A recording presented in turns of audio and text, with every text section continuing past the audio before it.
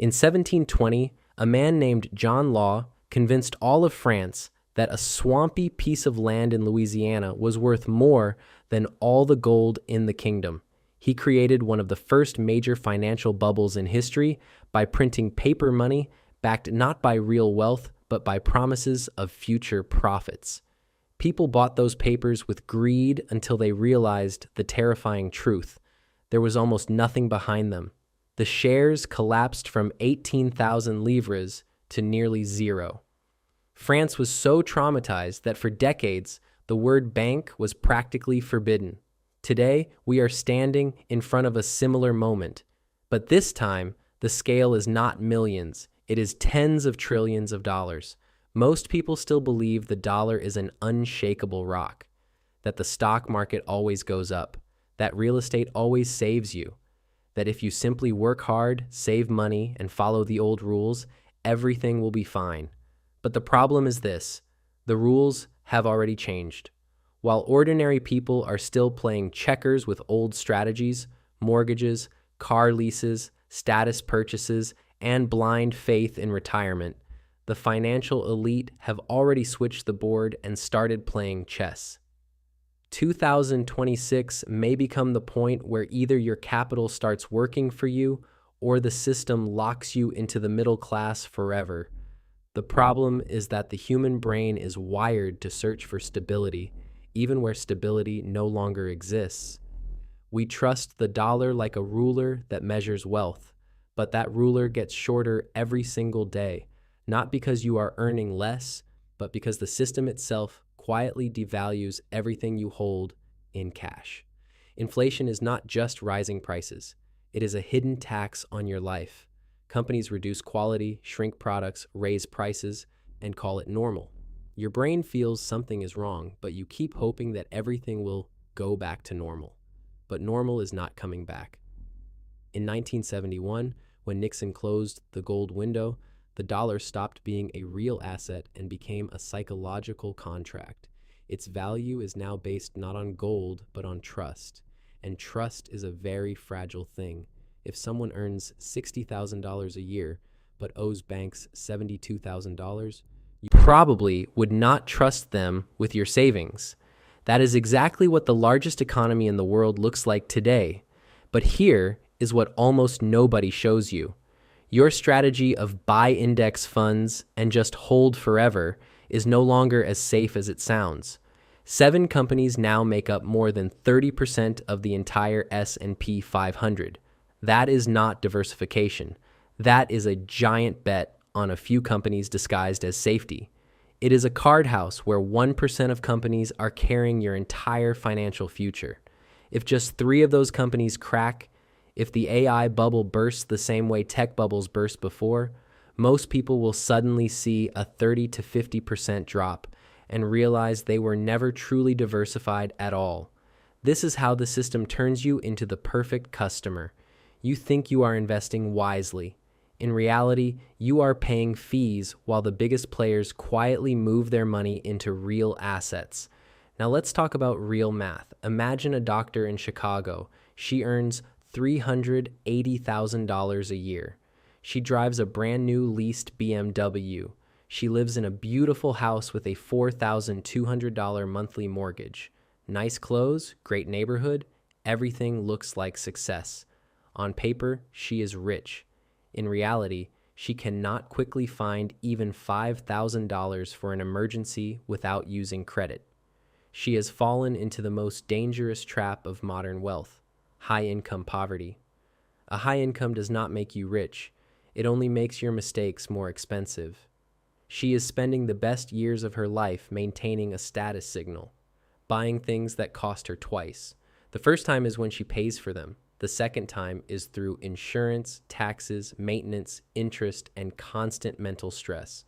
For example, a Dior bag that sells for $2,780 costs around $57 to produce. You are not paying for quality. You are paying a 4,800% markup for the right to advertise someone else's brand with your own body. At the same time, a man parks next to her in an old 2011 Honda Civic. Her colleagues think he is a loser, but he has $4.2 million in assets and a fully paid off house. He understood something most people learn too late. Looking rich and being rich are often opposite strategies.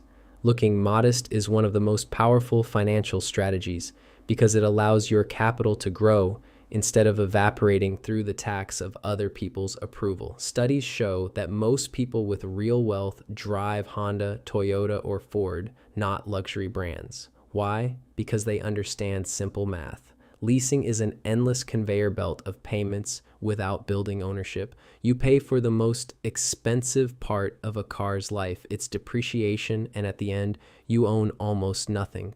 But why could 2026 become the point of no return? Because right now, we are watching several waves of pressure collide at once.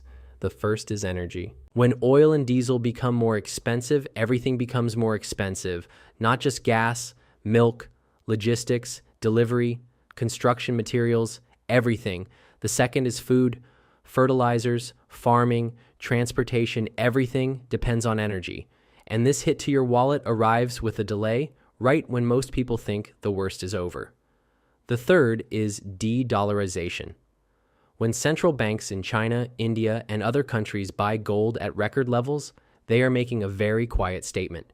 Trust in the dollar is no longer unconditional. They do not say it out loud. They simply change the rules. The fourth is interest rates. Cheap money is over. Many people still live as if rates will return to zero. But if that never happens, mortgages, loans, and the entire middle class built on borrowed money start to crack. This is where what I call the golden anchor appears. By age 45 or 50, most people are covered in them.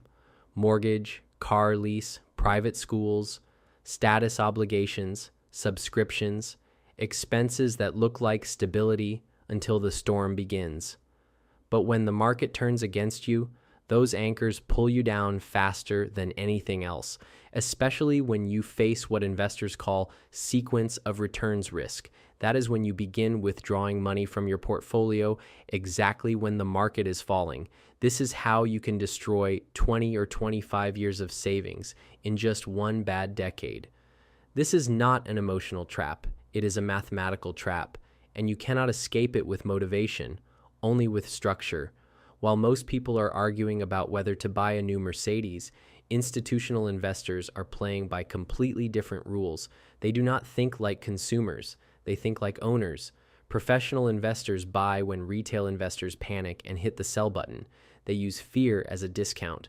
When people scream everything is collapsing, big money asks only one question: at what price can we buy this from you? That is why panic periods often become the greatest wealth transfer moments in history. And right now, we are entering the largest wealth transfer ever recorded, $124 trillion. This is not just money. It is a transfer of ownership, a transfer of generations, a transfer of power. But that money will not flow to people buying entry-level luxury just to look successful. It will flow to people who understand the three invisible wealth thresholds. The first threshold is $100,000 of investable assets. Before that point, compound interest almost feels like a lie. Growth feels slow, invisible, insignificant. This is where 90% of people quit. They think investing doesn't work and go back to consumption. The second threshold is $500,000. This is where real power begins. Walk-away power, the power to leave. You are no longer afraid of being fired. You do not tolerate a bad boss. You do not accept humiliation just for a paycheck. This is not just money. This is freedom of choice. The third threshold is $2.5 million. This is the inversion point, when your capital becomes more productive than your time, when your money earns more than your hours. At that level, working only for a salary becomes a mathematical mistake. That is where real freedom begins. In 2026, the world will divide into two groups: those who own assets and those who own status symbols. Status symbols demand your time, assets give your time back. If you want to escape the rat race, you will need to completely reprogram your brain. Stop looking for dopamine in purchases. Start finding satisfaction in watching your net worth grow. People with high financial intelligence feel physical discomfort from bad debt. They know how to think not only about today's self, but about the person they will become 20 years from now. That is the difference between wealth and a good salary. The death of the dollar as the absolute center of the world is not the end of the world. It is the end of the old game, the game where inflation was a hidden tax and consumption was disguised as success. You can keep believing in fairy tales about safe 4% returns and endless growth without strategy, or you can start trusting math, because in 2026, the survivors will not be the smartest and not the hardest workers. They will be the people who learn to tell the difference between a real asset and a beautiful trap. Real success is not what you can buy. It is what you can walk away from without losing your dignity, freedom, or security. Your mortgage can be a golden anchor. Your habits can become your destiny. And 2026 may be your last real chance to choose a side. The era of cheap money is over. The era of smart decisions is beginning. Do not be the person left holding an empty paper bag when the lights in this building finally go out. Make your choice now, while you still have the ability to choose.